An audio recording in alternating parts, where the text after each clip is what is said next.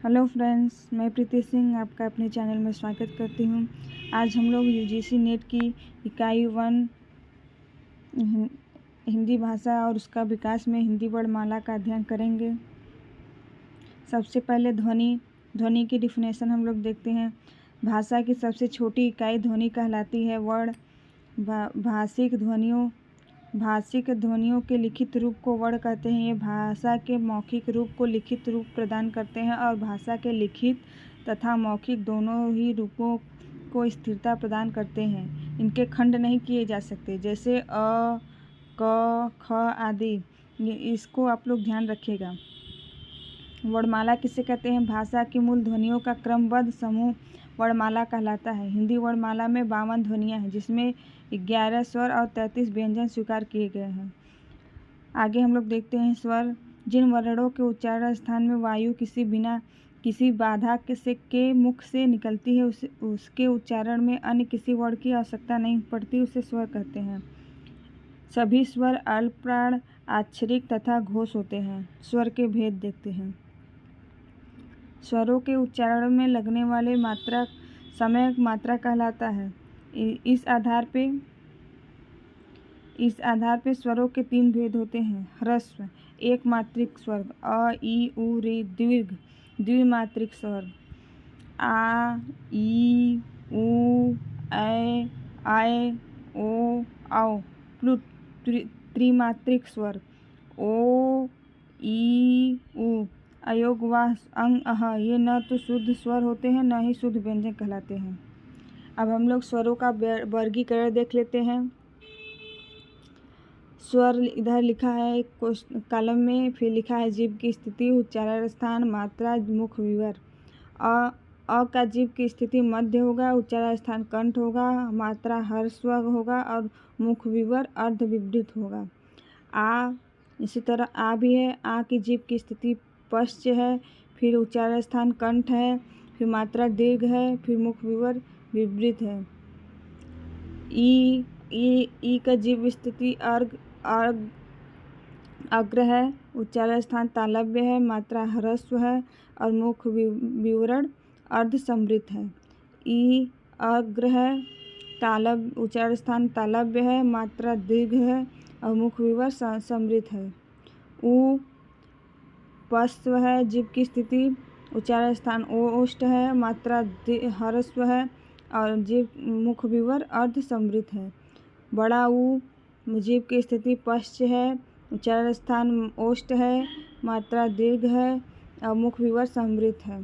री का जीभ की स्थिति अग्र है, उच्चारण स्थान मूर्धन्य है, मात्रा ह्रस्व है और मुख विवर अर्ध विवृत है। ए का जीभ की स्थिति अग्र है, फिर उच्चारण स्थान कंठ तालव्य है, मात्रा दीर्घ है, फिर मुख विवर अर्ध विवृत है। ऐ का जीभ की स्थिति अग्र है, उच्चारण स्थान कंठ तालव्य है और मात्रा दीर्घ है और मुख विवर विवृत है। ओ जीभ की स्थिति पश्च है, उच्चारण स्थान कंठोष्ठ है, मात्रा दीर्घ है, मुख विवर अर्ध विवृत है। स्वर आओ जीभ की स्थिति पश्च है, उच्चारण स्थान कंठोष्ठ है, मात्रा दीर्घ है और मुख विवर विवृत है। व्यंजन जिन वर्णों के उच्चारण स्थान में स्वर ध्वनि आधार बनती है, अर्थात जिनका उच्चारण बिना स्वर ध्वनियों के ना किया जा सके, उसे व्यंजन कहते हैं। उच्चारण स्थान के आधार पर वर्गीकरण देखते हैं हम लोग। क, ख, ग, घ, अंग, ह कंठ है, गले से। च, छ, ज, झ, ञ, य, स तालव्य है। ट, ठ, ड, ढ, ड़, द, स मूर्धन्य है। त, थ, द, ध दंत है। न, स, र, ल, ज वर्तस्थ है। प, फ, ब, भ, म ओष्ठ है। व, फ दंतोष्ठ है। प्रयत्न के आधार पे व्यंजनों का वर्गीकरण 2 प्रकार से किया गया है। पहला अभ्यंतर प्रयत्न। अभ्यंतर प्रयत्न में देखते हैं कौन कौन से है। अभ्यंतर प्रयत्न के अंतर्गत क वर्ग आता है, च वर्ग, ट वर्ग, प वर्ग, त वर्ग, अंतस्थ व्यंजन और ऊष्म व्यंजन, ये सब स्पर्श व्यंजन है। अर्ध स्वर क्या है? य व अर्ध स्वर है। ल पार्श्विक है। र प्रकंपित या लुंठित है। अनुनासिक, यही 5 होते हैं। आगे हम लोग देखते हैं स्पर्श व्यंजन। जब उच्चारण अव्यय जीभ या होठ दूसरे उच्चारण अव्यय को इस प्रकार स्पर्श करे कि वायु पूर्णतः अवरुद्ध हो जाए, जैसे क से लेकर म तक, स्पर्श व्यंजन कहलाती है। स्पर्श व्यंजनों की संख्या 25 है। स्पर्श संघर्षी, जब वर्णों के स्थान उच्चारण में वायु घर्षण के बाद बाहर निकले तो स्पर्श संघर्षी व्यंजन कहते हैं, जैसे च, छ, ज, झ, ञ। उच्छिप्त, जिन ध्वनियों के उच्चारण में जीभ ऊपर उठकर कुछ मुड़ी हुई होती है और मूर्धा को स्पर्श करके तुरंत नीचे गिरती है, ड़, ढ। जैसे श्वास मात्रा के आधार पे अल्प प्राण, उच्चारण में वायु कम मात्रा में निकलती है, उसे अल्प प्राण कहते हैं। प्रत्येक वर्ग का 1, 3, 5 इसको याद रखिएगा, और य, र, ल, व इसको याद रखिएगा। 135 य, र, ल, व अल्प प्राण, ऐसे करके याद रखिएगा। प्रत्येक वर्ग का 135 य, र, ल, व अल्प प्राण है, ऐसे करके आप लोग याद रखिएगा। महाप्राण, उच्चारण में वायु अधिक मात्रा में निकलती है, उसे महाप्राण कहते हैं। प्रत्येक वर्ग का 2, 4 वर्ग, और श, श, स, ह इसको याद रखिएगा, महाप्राण है। दूसरा है स्वर तंत्री के कंपन के आधार पर सघोष, उच्चारण में नाद या घोष होता है, और प्रत्येक वर्ग का 345 आप लोग याद रखिएगा। 345 य, र, ल, व, ह। अघोष, उच्चारण में नाद नहीं होता है, प्रत्येक वर्ग का 12 है। और अनुनासिक व अनुस्वार में अंतर देख लेते हैं। अनुनासिक मूल रूप से स्वर है, अनुस्वार स्वर और व्यंजन दोनों हैं। अनुनासिक केवल मुख से उच्चारित होता है, अनुस्वार नाक और मुख दोनों से उच्चारण होता है। अनुनासिक स्वरों में अंतर्भुक्त हो जाते हैं, जबकि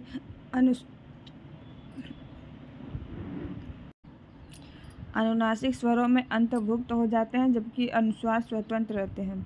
वर्णों के उच्चारण स्थान याद करने हेतु संस्कृत का हम लोग सूत्र देख लेते हैं। लिखा हुआ है नीचे, आप लोग सब लोग पढ़ लीजिएगा। अब हम लोग देखते हैं विदेशी शब्दों की सूची।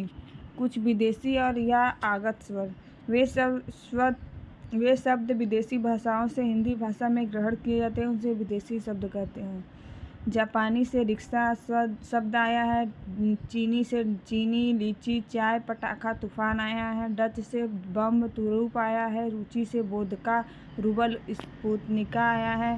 फ्रेंच से करतूत, कूपन, फ्रांसीसी रिपोर्टाज और अंग्रेज शब्द आए हैं। ईरानी से छत्रप, तीर और मिहिर शब्द आए हैं।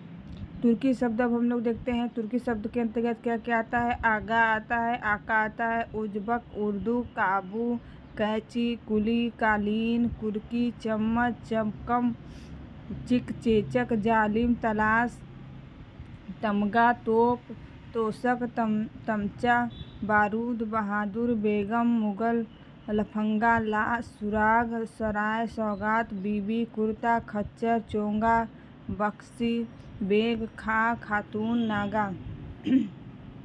पुर्तगाली शब्द आया, अल्पिन, अनानास, अलमारी, अलकतरा, स्त्री, इस्पात, कमरा, कमीज, कनस्टर, किरानी, क्रिस्तान, गमल, गोभी, गिरजा, पाव, पादरी, परात, पपीता, पिस्तौल, मेज, लबादा, चाबी, तंबाकू, तौलिया, साया, नीलम, फरमा, फीता, बम्बा, बाल्टी।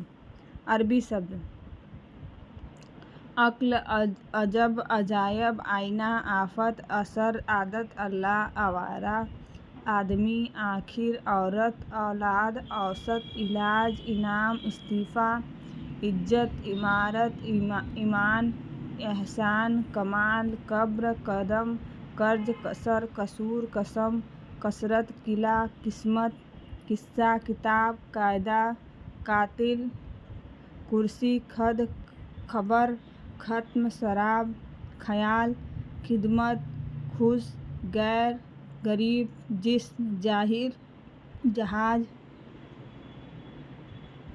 जलसा, जनाब, जवाब, जिक्र, जालिम, जिहन, तुर्की, तजुर्बा, तमाशा, तारीख, तादाद, तकिया, तरफ, तकदीर, तकाजा, तरक्की, दान, दवा, दावत, दावा, दलाल, दगा, दफ़ा, दफ्तर, दीन, दुआ, दुकान, दिमाग, दाखिल, नहर, नगद, नकल, नशा, नाल, नतीजा, फैसला, फ़ायदा, फ़कीर, बाकी, बहस, बाज, मल्ला, मदद, मवाज, मंजरी, बाल, मजबूर, मुंसिफ, मुल्क, मुकदमा, मालूम, मालूमी, मामली, मौका, मौसम, मुसाफिर, मुद्दई, मशहूर, मतलब, मिसाल, यतीम, राय, लिहाज, लायक, लिफाफा, लफ्ज, लहजा, वकील, वहम, वारिस, जलेबी, शराब, हक, हद, हरामी, हवालात, हाजिर, हमला, हाल, हाशिया, हैजा, हाकिम, फैसला, हुक्म। अब हम लोग फ़ारसी शब्द देखते हैं।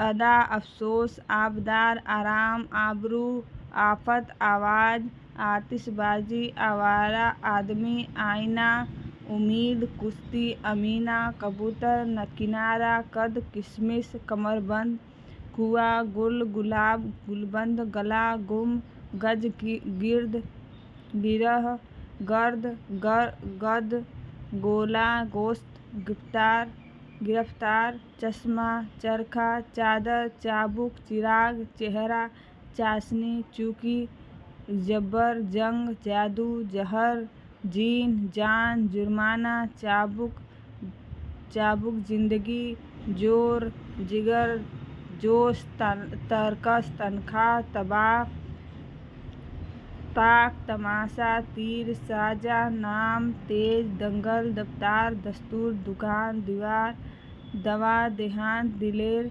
दिल, वरना, वापिस, शादी, नाव, पारा, पलंग, पुल, पेशा, पैजामा, बेवा, बेहुदा, बीमार, बेरहम, मलाई, मरहम, माशा, मलीदा, मुफ्त, मुर्दा, मुर्गा, मोर्चा, मजा, नादा, मीना, चूकी, चरखा, चाशनी, चेहरा, राह, रंग, रोगन, शादी, शोर, सरदार, सरकार, सुर्ख, सितार, सितारा, सौदागर, हफ्ता, हजार।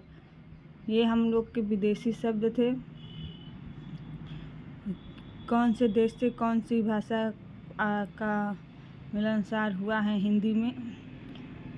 आज के लिए इतना ही। तो अब मिलेंगे अब हम लोग नेक्स्ट वीडियो में। तब तक के लिए धन्यवाद।